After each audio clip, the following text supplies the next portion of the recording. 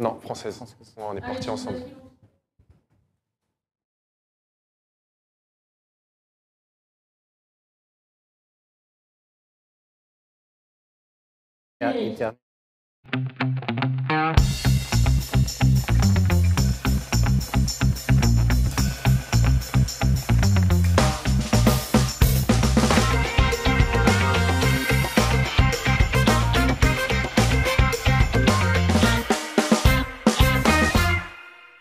Bonjour à toutes et à tous, ravi de vous retrouver pour ce Buzz TV de TV Magazine. C'est vendredi, c'est le dernier de la semaine et aujourd'hui, vous allez voir, nous recevons dans notre studio un athlète qui dévore les burpees et les dips pour accompagner son bol de lait à l'heure du petit déjeuner. Alors non, pour ceux qui ne sont pas au courant, ce ne sont pas des marques de céréales, ce sont des exercices de sport qui sont conçus pour torturer tous ceux qui s'y frottent. Figurez-vous que ce coach sportif que nous accueillons est parvenu à rendre ces instruments de torture presque sympathique, je dis bien presque. Il a même convaincu les plus grands que sport ne rimait pas toujours avec inconfort, de Kim Kardashian en martien en passant par Kanye West, Gad Elmaleh et plus récemment évidemment les élèves de Star Academy. Bonjour Joël Bouraïma, merci d'être avec nous. Bonjour et merci de nous recevoir. On est ravis de vous retrouver.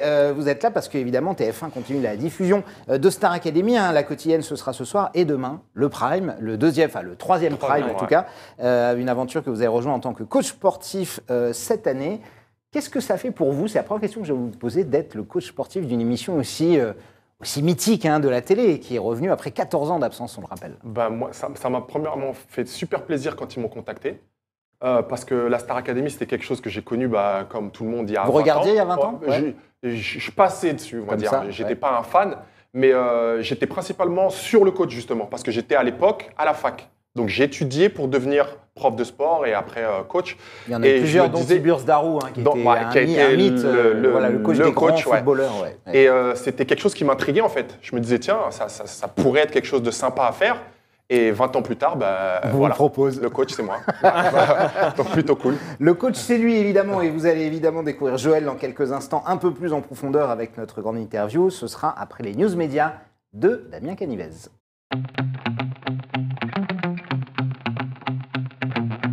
Salut Damien. Salut Nico, salut Joël. Salut. On démarre tout de suite ces infomédias avec une séquence qui risque bien de bouleverser les Français ce soir à la télé. Ah oui, absolument. C'est un grand moment de télévision auquel les téléspectateurs vont assister ce soir dans la boîte à secrets sur France 3. L'animatrice Faustine Bollard reçoit 3 invités, l'humoriste Chantal Latsou, le chanteur Hugo Frey et Pierre Palmade qui sera, vous allez le voir, sonné littéralement par l'émotion qui va le frapper au cours de la soirée. Anne Silla, qui a été révélée dans l'émission The Voice, absolument. Elle va lui offrir une formidable reprise du chanteur de Daniel Balavoine, l'une des chansons préférées de Pierre Palmade. Attention, âmes sensibles savent se tenir, regardez. Je ferai des galas, mon public se prosternera devant des concerts de 100 000 personnes, ou même plein de personnes. Ils se lèvent pour prolonger le combat. Et c'est pour parler de moi, quelle fille soit nue, qu'est-ce que c'est sur moi, quelle nuit t'es refus, qu'elle s'arrache ma vertu, puis quand j'en aurai fait de rester rival, comme dans les années folles, je ferai pleurer mes yeux, je ferai mes adieux, et puis je recommencerai, et puis l'année de frais, je recommencerai, je me prostituerai pour la postérité.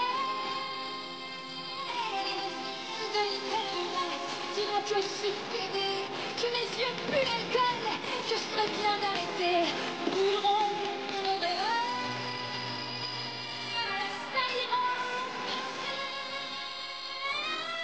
je serai mieux, et je pourrai crever, je me chercherai un Dieu pour tout me pardonner, je veux mourir malheureux, pour ne rien regretter.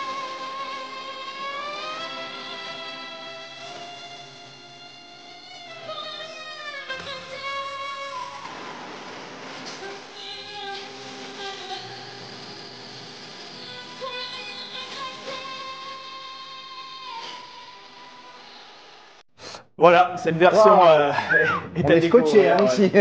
C'est quelque ça met les chose. poils, hein, comme on dit. Ah ouais, Effectivement. Alors cette version est à découvrir dans son intégralité ce soir, donc dans la boîte à secrets sur France 3. Tout le monde a été bouleversé, comme vous avez pu le constater en plateau. On nous dit même qu'en régie, ça a applaudi vraiment de façon très intense, à tel point que dès le lendemain du tournage de l'émission, Anne Silla décide d'ajouter ce titre à son nouvel album intitulé Madeleine, qui est pourtant déjà parti en fabrication, vous vous rendez compte? Ouais. Ça veut dire que la maison de disques a accepté de jeter les disques qui ont déjà été fabriqués pour en concevoir de nouveaux. Et évidemment, cette version qu'on découvrira très prochainement, une prestation impressionnante. Vous êtes sensible, vous êtes le prof de sport, effectivement, et vous n'avez pas à voir forcément avec l'artistique, mais des voix comme ça, comme on entend, bon, Anne Silla, c'est aujourd'hui une star, mais c'est impressionnant, c'est ce que vous entendez aussi à la Starac. Là, moi, personnellement, j'ai une certaine sensibilité à la musique. J'étais déjà très impressionné par le niveau des élèves de la Starac. En arrivant. Parce que de ce que je me souvenais... Qui sont, on rappelle, des amateurs. Hein, des amateurs, voilà. The Voice, plutôt des pros. Mais je me souvenais qu'à l'époque, on recevait des jeunes qui, par exemple... comment il s'appelle Jean-Pascal. Jean-Pascal, qui lui, Georges Alain, il savait pas trop n'était pas du tout dans le chant. Il n'est toujours pas. Il est toujours pas. Et là, sur le premier prime, j'avais été agréablement surpris de voir justement le niveau de ces élèves qui, j'espère, un jour pourront faire des performances au niveau de celles qu'on vient de voir. Oui, absolument. C'est tout le mal qu'on leur souhaite en tout cas. On termine ces infos médias, Damien, avec le chiffre du jour, c'est 2,3. Exactement, Nico, c'est en millions de téléspectateurs le nombre de personnes donc, qui ont assisté au lancement de la 3e saison de Lego Master, animé par Eric Antoine sur M6. C'est un score parfaitement stable si on le compare au lancement de la précédente saison. On note même une part d'audience en légère hausse, mais surtout, M6 peut se vanter d'être leader sur la cible. Vous savez, la fameuse femme responsable des achats de moins de 50 ans, devant TF1 même, qui lançait sa nouvelle mini-série intitulée Addict. Vous connaissez bien M6, vous avez participé à l'émission de Christina Cordula, je me souviens. Objectif 10 ans de moins. Quel souvenir vous en gardez, Joël? J'avais été mitigé. J'avais été un peu déçu de la place qu'il m'avait accordée, qui était au niveau du rendu de l'émission, pas celle dont on avait parlé avant. D'accord. Qui était très minime en fait. On devait normalement insister sur l'alimentation et la remise en forme pour changer de corps, de mentalité. Oui, c'était pas une émission de costume. Hein. C'était l'objectif 10 ans de moins, c'était de paraître 10 ans de moins. Mais sans retouches telles que Botox et tout ça, tout ce qui était chirurgie légère. Et le rendu a été plutôt axé sur tout ce qui a été la dentition, le relooking. Vraiment, et nos interventions à moi et la diététicienne à l'époque étaient vraiment très minimes, mais ça m'avait un peu déçu. Vous l'avez dit ça à la production, que vous étiez un petit peu déçu? On en a reparlé rapidement après, mais ensuite le Covid est arrivé et on ne s'est plus trop parlé et adressé la parole concernant le show, en tout cas, ce show-là. Donc j'avais pas eu plus de retours que ça. Merci Damien. Avec plaisir pour les news d'aujourd'hui. On passe tout de suite à la grande interview du jour au Buzz TV avec Joël Bouraïma. Il est avec nous.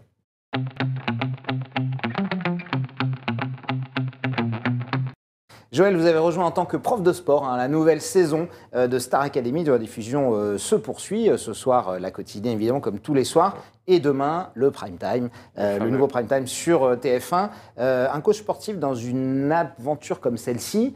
À quoi ça sert finalement? Parce qu'on a toujours vu le prof de sport dans la Starac, depuis 2001, la première édition. Mais à quoi ça sert exactement? Est-ce que c'est si important que ça pour les élèves? En fait, ça sert principalement à leur faire prendre conscience de l'importance d'une préparation physique quand on est un artiste. Et encore plus quand on est un chanteur, parce que je pense qu'eux, ils arrivent, ils ont leur voix, ils ont l'habitude de chanter dans leur salle de bain, sous la douche, devant peut-être la famille. Je ne sais pas s'il y en a qui ont été jusqu'à faire des prestations scéniques. Et je ne pense pas qu'en arrivant, ils avaient conscience de ce que ça serait, par exemple, d'avoir un show d'1h30 et d'enchaîner les morceaux. Moi, mon but, c'est vraiment d'essayer de mettre la préparation physique au service de leur performance et que ça, ils le comprennent. Pour qu'ils aient du souffle, et qu'ils puissent tenir l'intensité de cette première chanson quand ils arrivent sur scène. Et on veut la voir sur tout le long du show. On ne veut pas voir la première chanson très énergique et descendre en intensité. Le public, il apprécierait peut-être pas. Et si moi, mon travail arrive à leur faire prendre conscience de ça, déjà, ça sera un gros plus. Alors c'est vrai que la télévision, c'est un média que vous connaissez bien, on en a parlé, vous avez participé notamment à Objectif 10 ans de moins sur M6, vous avez été également l'un des visages de Click sur Canal+. Pendant le Covid. Absolument. Qu'est-ce qui vous a motivé à rejoindre Star Academy et surtout, comment vous y êtes arrivé? Bah, très simplement, hein. Après, on m'a contacté, un casting. Casting a été concluant. Et me voilà, quoi. Ça n'a pas été plus compliqué que ça. Vous avez répondu tout simplement à un casting où on recherchait des coachs sportifs. Enfin, j'ai été contacté. Vous avez été contacté dans un premier temps. Ils m'ont fait comprendre qu'il y avait une liste de coachs auxquels ils pensaient, que j'étais plutôt sur le haut de la liste. Ouais. Donc, malgré tout, il fallait quand même que je passe un casting. Le casting a été satisfaisant. Comment ça se passe un casting de coach sportif pour la Star Academy? On vous met des faux élèves face à vous? Non, bah là en plus j'étais à On vous demande de Los faire Angeles. des comptes, des tractions, des trucs comme ça. Je pouvais même pas leur montrer tout ça. J'étais à Los Angeles moi, Ouais. parce que j'habite à Los Angeles maintenant depuis presque 8 ans. Ouais. Et donc c'est quelque chose qui s'est fait via Zoom. Ouais. Ah oui. Donc plus ma mentalité, ma manière de coacher, comment je pousserai les élèves, qu'est-ce que je leur dirai, plus ma manière de travailler, plutôt que vraiment quel exercice vous leur ferez faire. Ah oui. C'était plus dans cet esprit-là. que le Alors casting justement, était. vous poussez les élèves. Comment ça se passe au quotidien quand vous intervenez? Souvent, c'est le matin, hein, le sport. En Principalement. général, ils se lèvent, ils prennent leur petit déj, C'est ensuite ils vont au le sport. premier cours. Et c'est là, évidemment, qu'ils vous détestent, j'imagine, ou pas? Bah, De manière globale. Comment ça s'est passé Mon les objectif, premières- c'est de faire en sorte les qu'ils m'aiment à la premières fin et je pense que s'ils comprennent pourquoi je les mets dans le dur autant là sur les séances, s'ils comprennent le pourquoi, je pense qu'ils m'aimeront et qu'ils apprécieront et qu'ils même me remercieront. Vous voulez dire que là, ils ne voient pas la finalité encore à quoi Bah ça va là, leur pour servir? l'instant, c'est on a mal, on souffre et on comprend pas pourquoi on fait tout ça, quoi. Nous, on veut juste chanter. On ne veut pas faire les JO 2024 à Paris. On veut juste performer sur scène. Est-ce que ça risque pas ça- de cramer tout le monde de faire ça dès le matin? Parce que c'est vrai qu'après le petit déjeuner, souvent, c'est le moment où on est tous en train de digérer, en principe. Mieux, hein. Et derrière, ils doivent quand même enchaîner des cours de chant, de Ouais. théâtre, de danse. C'est Mais violent quand même. c'est aussi ce qu'ils auront enchaîné, je pense, quand ils seront de vrais artistes. Ouais. Bien sûr. Ils seront pas toujours caressés dans le sens du poil et ils pourront pas toujours se lever à midi et faire ce qu'ils veulent. Donc non, moi je pense que c'est un bon aperçu de ce que va pouvoir être leur vie s'ils gagnent la Starac ou en tout cas s'ils continuent dans ce milieu. Absolument. Puis ils sont jeunes, hein. Ouais. Ils ont le temps. On peut Alors, les il y avait pousser. 13 candidats au départ, ils sont plus que 12. Ouais. Il y en aura plus que 10 d'ailleurs, hein, après le premier Deux semestre, qui qui seront partent 2 demain, à partir.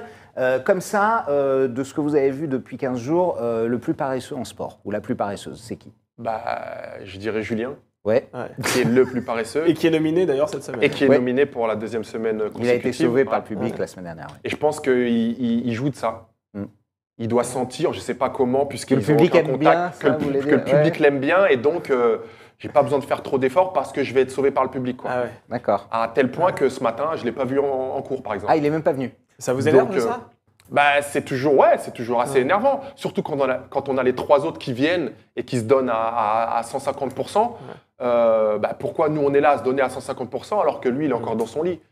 Donc on a eu une petite discussion et j'espère que le directeur, Mickaël, lui touchera 2 mots aussi par rapport à ça. Et vous vous êtes dit quoi lors de cette discussion? Vous avez essayé de le remotiver ou au contraire, vous étiez un petit peu Le prof remotiver, intransigeant? c'est ce que j'avais déjà essayé de faire la semaine dernière, puisqu'il avait déjà été nominé. Et je pensais que j'allais le retrouver, moi, en début de semaine, surboosté, parce que c'était quelque chose qu'il ne voulait pas revivre la semaine prochaine. Et en fait, non. Il m'a montré la même chose. Donc, au bout d'un moment, moi, je suis prof de sport. Eux, ils sont inscrits, ils ont fait un casting pour venir là. Donc, il y a une certaine motivation intrinsèque qui j'ai envie d'y être. Si maintenant tu y es et que tu fais pas ce qu'il faut, nous, on va pas te tenir par la main et t'emmener à chaque cours et aller, vas-y, il faut que tu te pousses. Parce que dans leur vie d'artiste, ils seront pas C'est certain, accompagnés et poussés par tout le monde. Si ça vient pas de toi-même, à un moment donné, il faut te poser les bonnes questions.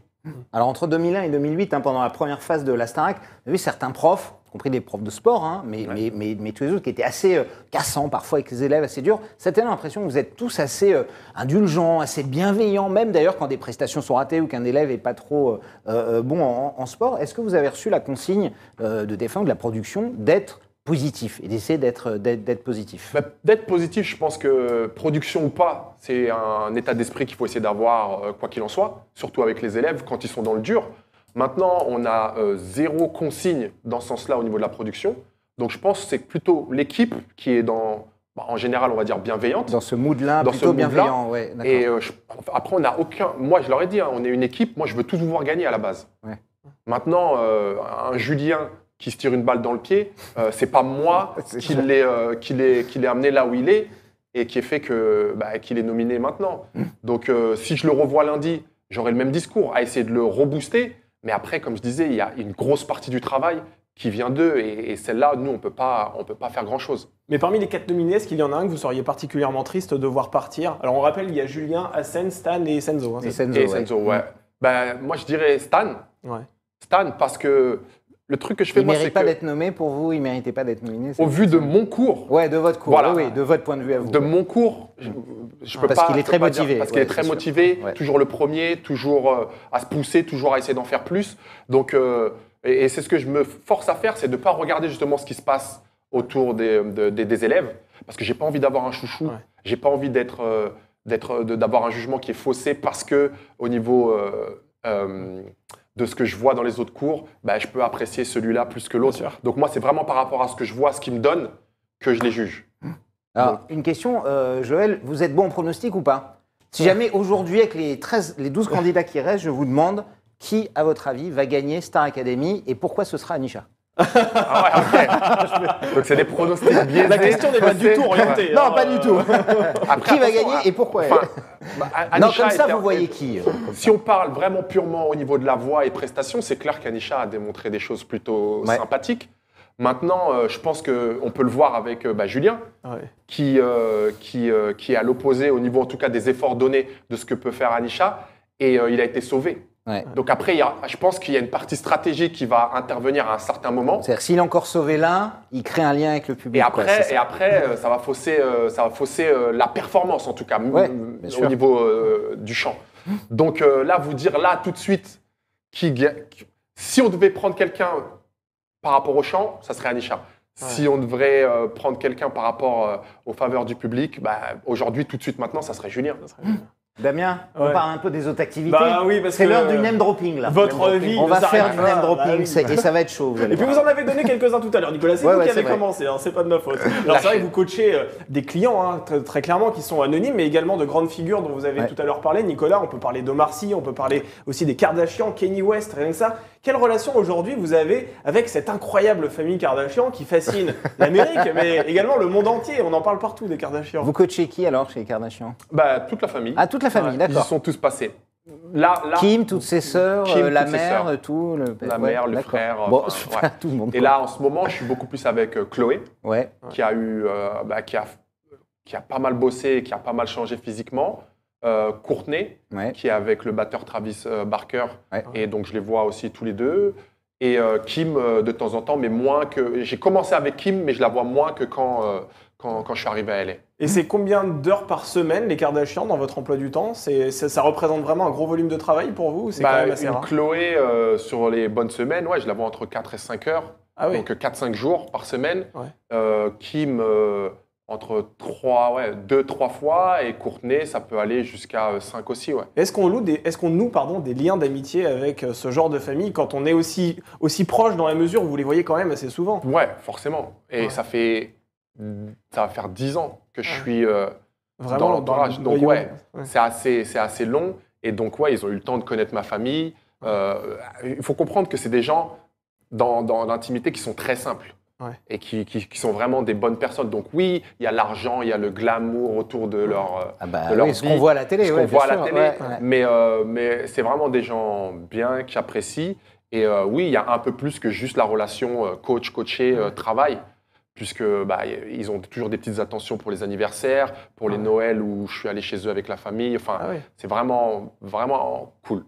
Alors la Vraiment question que cool. je me pose, Joël, c'est comment on fait quand on est un petit Français, comme vous installé au Enfin petit, non, Oui, vous êtes grand, hein. un Oui, mètre- petit, petit bien sûr, Français mais d'un mètre un Français 88. installé à Los Angeles, Donc, on fait etc. 1m42, alors. Comment on devient le coach sportif de la famille Kardashian? Ça se fait comment? En fait, ça a rencontre, commencé, ça a hasard commencé ici en France. Ouais, par cette passion du sport que j'avais, qui m'a amené à coacher déjà des personnes plutôt d'un calibre plutôt élevé ici en France, puisque j'ai commencé avec Omar Sy sur la préparation d'Intouchables. ouais. Ensuite, j'ai eu Gad Elmaleh. Ensuite, j'ai eu Marina Foïs, Leila Bekti. Enfin, j'ai eu pas mal de monde ici. Et c'est ce qui fait que mon nom a tourné dans des sphères, principalement au niveau du cinéma. Oui, surtout en France. Marcy qui bosse aussi pas mal à Los Angeles. Ouais. et- ouais. Mais quoique, il était même pas encore à LA. Ah, il était même pas encore, non, d'accord, non. ok. Parce que venu c'est comme même ça. pas en rapport avec Omar que j'ai été en contact avec Kanye. C'est un autre client américain qui lui était proche de Kanye, qui m'a dit un jour, voilà, il y a Kanye West qui arrive à Paris, est-ce que tu te sens capable de gérer un mec comme lui? Et, Vous continuez de le gérer d'ailleurs, Kanye West, même s'il s'est séparé de Kim? Je le vois quand je coach Kim et qu'il passe à la maison pour voir les enfants, etc. Mais en séance pure, ça doit faire au moins 1 an que je l'ai pas vu. Ouais. Et pourquoi les stars font appel à vos services? Parce que c'est vrai qu'aujourd'hui, vous avez un portefeuille assez large. On vous présente à tort d'ailleurs hein, comme le coach des Kardashians, mais vous n'êtes pas uniquement le coach des Kardashians. J'aime pas cette étiquette voilà, en plus. Exactement. Non, vous êtes le coach de beaucoup de vedettes du cinéma parce qu'on vous appelle aussi pour préparer notamment des films. Mais pourquoi vous? Parce que j'imagine que le marché est quand même un peu plus vaste que vous. Parce que c'est le meilleur, non? Je pense bien être le meilleur. Déjà, oui. on commence vous avez par les bonnes choses. Mais je pense qu'il y a un truc, parce que les coachs, on est tous à peu près formés de la même manière. Je veux dire, tout le monde sait faire un squat, tout le monde normalement sait faire prendre de la masse musculaire ou perdre du gras. Je pense que ce qu'il y a en plus, c'est moi en fait. C'est ma personne. C'est tout ce qu'il y a au niveau du relationnel, la personnalité qui fait que il y a quelque chose en plus qu'ils ressentent et ils me le rendent bien. Alors, très concrètement, parce que vous avez aussi des anonymes. Moi, demain, parce que je suis anonyme, demain, je décide de me reprendre. Et surtout, il est près de ses sous. Donc, c'est pour ça qu'il vous pose la question. Je suis une sacrée pince. À partir de là, on ne peut pas se parler. On peut pas travailler. Voilà, vous commencez à répondre à la question avant que je la pose alors. Si je décide de me reprendre en main, par exemple, vous me faites un programme, quelle est la facture? Quel est le montant de la facture, par exemple? Si je viens vous voir là, demain.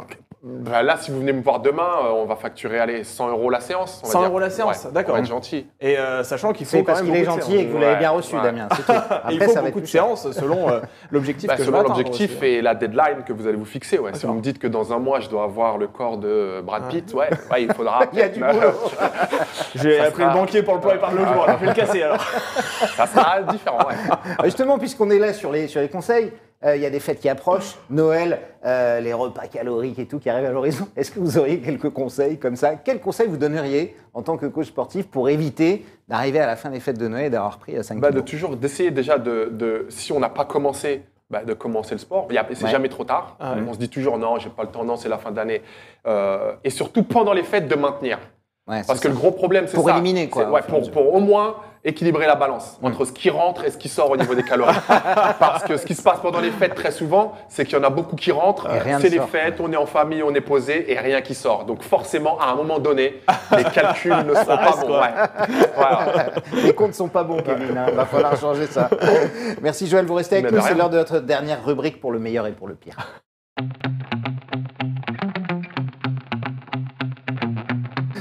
C'est comme dans le mariage, pour le meilleur et pour le pire, évidemment, notre nouvelle rubrique qui va revenir sur votre parcours. Certains moments ont été heureux, d'autres peut-être un peu moins. C'est l'heure du bilan. Si je vous demande là comme ça aujourd'hui, le meilleur souvenir de votre carrière de coach? Meilleur souvenir de ma carrière de coach, c'est de voir Omar Sy recevoir un César pour le travail qu'on a fait, pour le travail qu'on a fait sur Intouchable. C'était. C'est un peu votre récompense, un petit bout. Vous avez un petit bout de cette récompense. Pouvoir toucher ce César avec lui, on vient du même coin, donc le voir sur la scène récupérer ce César, ça a représenté quelque chose de même au-delà du travail qu'on a fait ensemble. C'était déjà quelque chose de super à voir, mais en plus de savoir que j'ai une petite part dans tout ça, c'était un des gros souvenirs. Et le pire souvenir maintenant de votre carrière? Et le pire souvenir, il y a quelque chose comme ça qui a été un dur, échec, difficile, un échec, une honte éventuellement, quelque chose de... un truc qui vous est resté en travers de la gorge. Le fait que j'aime mon travail, c'est dur de vous donner un des pires souvenirs, parce que même les expériences qui ont été plus ou moins ratées, je les ai faites à fond et je les ai appréciées parce que... Donc c'est pas un pire souvenir en soi, c'est pas un mauvais souvenir. Non, j'ai pas vraiment, au niveau du travail, de mon travail, j'ai pas vraiment de pires souvenirs ou de mauvais souvenirs. Il n'y a pas une galère, une personnalité ingérable que vous aviez parce qu'elle ne voulait pas travailler, tout simplement. Et là, vous vous êtes dit, je vais dans le mur. Ou qu'elle ne vous a pas payé, tout simplement. Non, comme aurait pu le faire Damien. Non, ça va. Je le dis tout de suite, on paye avant. C'est bien. On en parlera après l'interview. C'est pas une bonne technique.